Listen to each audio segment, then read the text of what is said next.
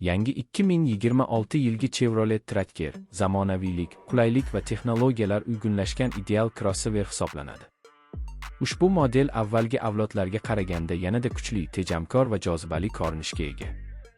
Tracker dizayni sport uslubida ishlab chiqilgan bo'lib, old panjarasi kengroq, LED faralar esa avtomobilga yanada agressiv ko'rinish beradi. Salon ichki qismi esa yuqori darajada qulaylikni ta'minlaydi. Keng o'rindiqlar, sifatli materiallar va zamonaviy multimedia tizimi haydovchi hamda yo'lovchilar uchun yoqimli muhit yaratadi. 8 dyuymli sensorli ekran, Apple CarPlay va Android Auto tizimlari bilan to'liq moslashgan. Shuningdek, 2026 Tracker'da raqamli asboblar paneli, simsiz zaryadlash va ovozli boshqaruv tizimi ham mavjud.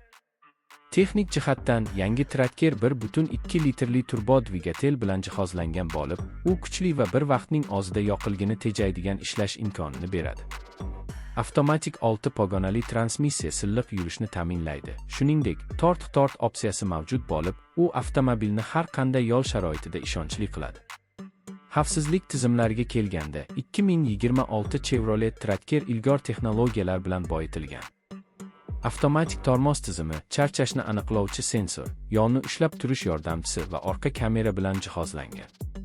Bu esa haydovchining ishonchini oshiradi va har bir safarni yanada xavfsiz qiladi. Yonilg'i sarfi ham e'tiborga loyiq, o'rtacha 6-5 litr 100 km atrofida bo'lib, bu crossover sinfi uchun juda yaxshi natija. Yangi Tracker nafaqat o'zining texnik imkoniyatlari, balki energiyali dizayni va arzon servis xarajatlari bilan ham xaridorlar e'tiborini tortmoqda. Umuman